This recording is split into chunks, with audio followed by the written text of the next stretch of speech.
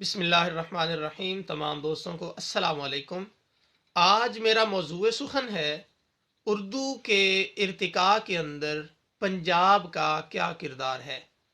अगर हम तारीख का मुताला करें तो ये चीज़ हमारे ऊपर वाज़ेह होती है कि 5वीं सदी ईस्वी तक जो पराकरते हैं उनका दौर ख़त्म होता है, और साथ ही इन्हीं पराकरतों से तश्कील पजीर होने वाली जो अपभ्रंश हैं, जिनमें शोरसीनी है, मागधी है, अरद मागधी है, महाराष्ट्री है, पसावची है, इन तमाम ज़ुबानों का तेज़ी के साथ जो है वो सफ़र तकमील पजीर हो रहा है।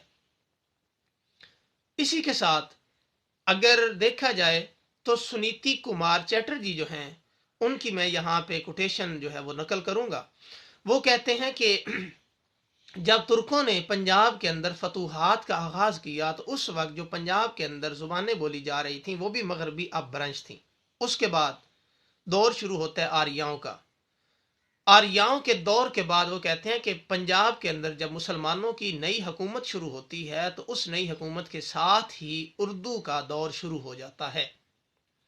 यहाँ से जो लाहौरियों का अमल दखल है वो उर्दू ज़ुबान के इर्तिका के अंदर शामिल हो जाता है। 1021 ईस्वी के अंदर जो गजनवी सल्तनत है उन्होंने पंजाब को अपनी सल्तनत का हिस्सा बना लिया। जब पंजाब को अपनी सल्तनत का हिस्सा बनाया तो लाहौर को एक ख़ास मरकज़ की हैसियत हासिल हो गई। गजनी से आए हुए उलमा, शयूख, फजला, तमाम सिपाही, उन्होंने पंजाब के अंदर सकूनत इख्तियार की। गजनवी अहद के अंदर जो पंजाब के अंदर ज़ुबान बोली जा रही थी वो ज़ुबान लाहौरी ज़ुबान यानी पंजाबी ज़ुबान थी।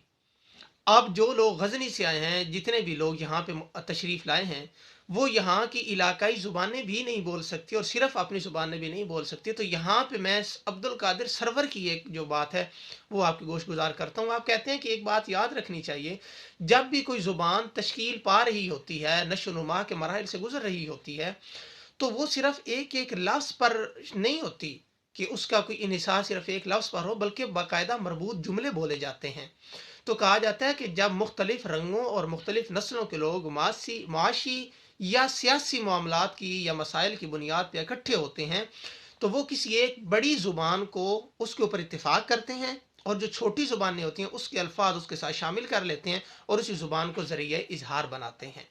और इसी तरह साथ वो मिसाल देते हैं कि जब अरब आए थे सूबा फारस के अंदर, तो यहाँ पे जो यहाँ मकामी ज़ुबान थी उसी को वो आगे लेके चले थे। साथ अब्दुल कादिर सरवर एक और मिसाल पेश करते हैं कि जब नौ आबादकार हिंदुस्तान आए थे, जिनमें अरबी थे, तुर्की थे, फारसी थे, ईरानी थे, वो सारे के सारे जो यहाँ ज़ुबान बोलते थे वो भी यहाँ की मकामी ज़ुबान थी, जिसको अपभ्रंश कहा जाता है। तो उर्दू ज़ुबान के इर्तिका के अंदर जो मेन और कीमती अहम अहद है वो 1021 ईस्वी से लेकर 1193 ईस्वी तक का है। अब यहाँ मैं आपको बता देता हूँ कि जब लाहौर को मरकज़ बना लिया गया तो यहाँ एक इन तमाम ज़बानों से अरबी, फ़ारसी और यहाँ मकामी जो पंजाबी है इसके मिलाप से एक नया ज़रिया इजहार बना। 1186 ईस्वी के अंदर गजनवी सल्तनत का इख्तिताम होता है और जो गौरी सल्तनत है उसका आगाज़ होता है। यहीं से फिर 1192 ईस्वी के अंदर शहाबुद्दीन गौरी जो हैं वो पृथ्वीराज के खिलाफ जंग लड़ते हैं, जिसको तराइन की जंग कहा जाता है। और इसी जंग के साथ ही जो राजपूत सल्तनत है, जो राजपूत ताकत है, उसका शिराजा बिखर जाता है।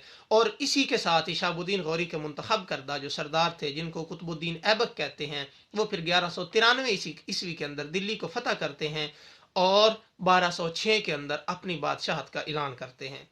यहाँ तक जो गजनवी लाहौर के अंदर आते हैं, लाहौर के अंदर एक लाहौरियों का मुकम्मल ज़ुबान की तख्लीक में अमल दखल है। और यहाँ फिर 1193 ईस्वी के बाद अब जब दिल्ली को मरकज़ बना लिया जाता है, कुतुबुद्दीन ऐबक 1206 के अंदर जब दिल्ली को अपना मरकज़ बनाते हैं तो लाहौर को सारे के सारे लाहौरी जो हैं यहाँ से इनको मुंतकिल कर दिया जाता है दिल्ली के अंदर।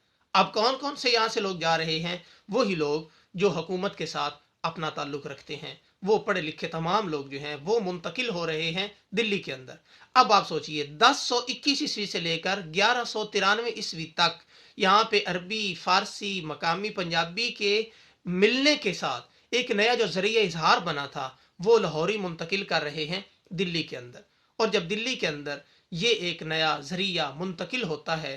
اسی بنیاد پہ سنیتی کمار چیٹرجی اور عبد القادر سروری یہ کہتے ہیں کہ ہم اس بات سے اتفاق نہیں کرتے کہ اردو زبان کا جو بنیاد ہے، جو اردو زبان کی ارتقاء ہے، وہ بالکل دلی سے ہی ہوئی ہو، بلکہ ہم اس بات سے اتفاق کرتے ہیں کہ اردو اپنی ارتقائی جو بنیاد تھی وہ لاہور کے اندر رکھ چکی تھی۔ دوسری مرتبہ لاہوری دلی کے اندر اپنا ایک نیا لہجہ لے کر تب داخل ہوتے ہیں جب اپریل 1321 عیسوی کے اندر خسرو نے تمام خلجی خاندان کے افراد کو قتل کر دیا اور سلطان مبارک خلجی کو بھی قتل کرنے کے بعد دلی کے تخت کے اوپر قابض ہو گئے۔ تو یہاں پھر پنجاب کے اندر ایک سردار، ایک حاکم جس کو غازی ملک خلجی کہا جاتا ہے، وہ اپنے خاندان کا بدلہ لینے کے لیے دلی پہنچتے ہیں۔ غازی ملک خلجی اگست 1321 عیسوی کے اندر خسرو کو قتل کرنے کے بعد دلی کے تخت کے اوپر براجمان ہوتے ہیں اور تاریخ کے اندر جو اپنا نام حاصل کرتے ہیں وہ ہے غیاث الدین تغلق۔ ان سلاطین کے عہد میں دلی کے اندر اردو اپنی نئی لسانی تشکیل کے ابتدائی دور سے گزر رہی تھی اور ابتدائی ادب بھی تخلیق ہو رہا تھا، اور یہ ابتدائی ادب تخلیق کار جو ہیں وہ امیر خسرو مانے جاتے ہیں۔ انشاءاللہ امید ہے آپ کو ویڈیو پسند آئے گی۔ ویڈیو کو لائک کریں اور پیج کو فالو کریں۔ انشاءاللہ نیکسٹ ہم ملتے ہیں دلی سے اردو ادب کو دکن کی طرف لے جانے کے لیے۔ تب تک کے لیے اجازت دیجیے۔ اللہ حافظ۔